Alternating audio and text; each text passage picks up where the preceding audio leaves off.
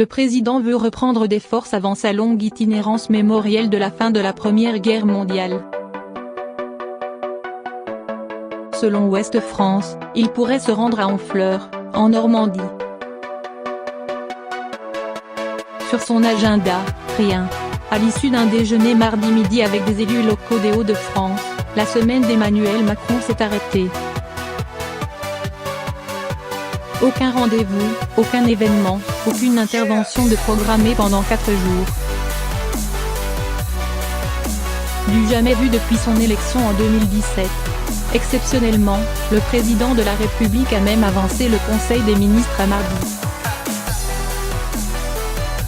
À l'approche de l'itinérance mémorielle pour commémorer le centenaire de la fin de la Première Guerre mondiale, Emmanuel Macron veut souffler et prendre du repos.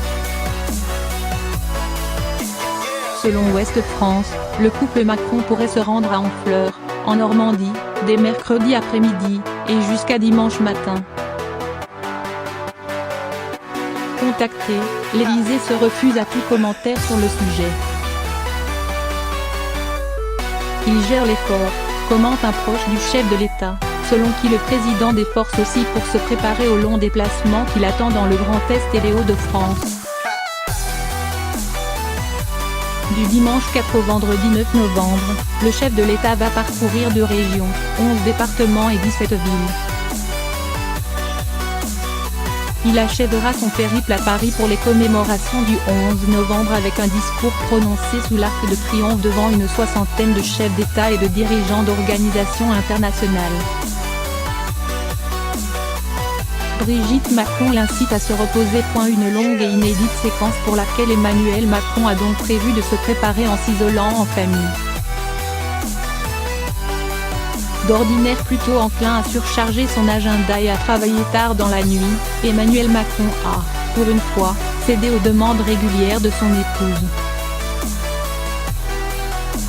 Déjà pendant la campagne, Brigitte ne cessait de plaider pour qu'on lui ménage des plages de repos dans son programme, rappelle un proche du président. Cette période de repos inédite ne manque pas d'alimenter les spéculations sur l'état de fatigue d'Emmanuel Macron. Au terme d'une rentrée agitée, beaucoup s'inquiètent autour de lui d'une baisse de régime. Son visage a changé, il est marqué par le poids du pouvoir, confie l'un de ses collaborateurs. Ceux qui le voient plus régulièrement minimisent. On s'est dit que prendre 2-3 jours avant un déplacement où il sera sur le terrain 24 heures sur 24 ça n'était pas complètement absurde, souffle un proche. Il n'a pas changé d'un iota depuis son élection, assure Ami. Il est toujours aussi vigilant sur tous les dossiers. Rien ne lui échappe. D'où, peut-être, un peu de fatigue quand même.